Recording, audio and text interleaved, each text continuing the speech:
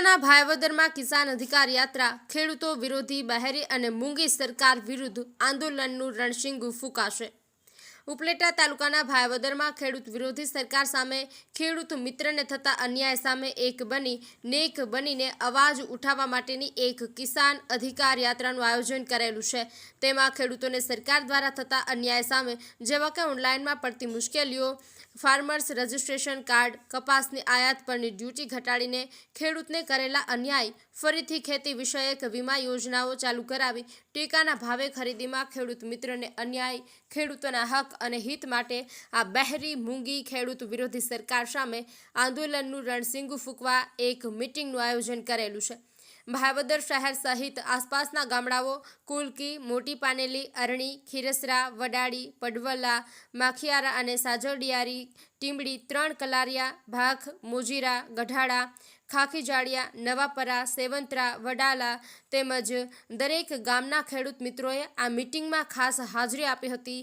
આ મીટિંગમાં ખેડૂત આગેવાન અને કોંગ્રેસ પક્ષના મહિલા આગેવાન પ્રગતિબેન આહિર, પૂર્વ ધારાસભ્ય લલિતભાઈ વસોયા, લાખાભાઈ ડાંગર તેમજ ખેડૂત આગેવાનોએ હાજરી આપી હતી।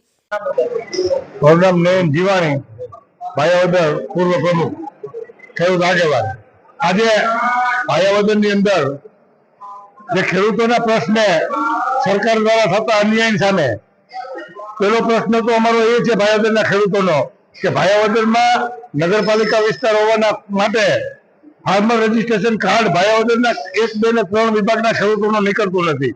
આ તો છેલ્લા 2 વર્ષ ત્યાં સહકારી મંડળી તેમજ ખેડૂત આગેવાનો દ્વારા કૃષિ મંત્રી, મુખ્યમંત્રીશ્રીને રજૂઆત કરેલ છે અને એક બાજુ સરકાર એમ કહે છે કે જે ખેડૂત પાસે ફાર્મર રજીસ્ટ્રેશન કાર્ડ નહીં હોય એવા ખેડૂતોને સરકારમાંથી આવતા જે કિસાન નિધિ સહાયના પૈસા કે અન્ય સરકારના લાભો નહીં મળે।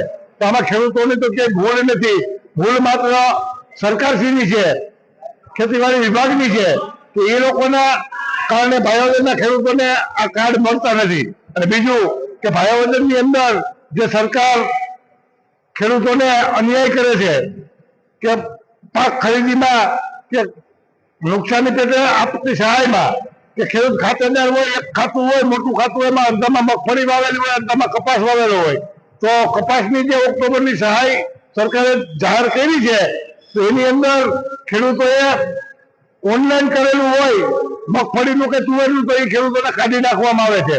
એ ખેડૂતો માટે, ભાયાવદરના ખેડૂતો માટે અન્યાય થાય છે। તેમજ જે કૃષિ વીમાની યોજના છે સરકારશ્રીની કે પાક કૃષિ ધિરાણ યોજના, તો એ વીમાની યોજના, કૃષિ વીમાની જે જૂની હતી એ જૂની યોજના ચાલુ કરે એવી આ વિસ્તારના ખેડૂતોની આજની સભાની અંદર માગણી કરેલ છે। જો આ સમય ટૂંક સમયની અંદર સરકાર ખેડૂતોની વાત નહીં સ્વીકારે તો એક ખેડૂત સંમેલન બોલાવી અને મોટું જબરદસ્ત આંદોલન કરવાની ફરજ પડશે। આજે ગુજરાત પ્રદેશ કોંગ્રેસ પાર્ટી દ્વારા સૌરાષ્ટ્રના 100 તાલુકાની અંદર તમામ જિલ્લા પંચાયત બેઠકો ઉપર કિસાન માલધારી અધિકાર યાત્રા ના આયોજનના ભાગરૂપે ઉપલેટા તાલુકાના કોલકી, પાનેલી અને દુનિયાળી જિલ્લા પંચાયત સીટ ઉપર ખેડૂતોની મીટિંગો રાખી છે।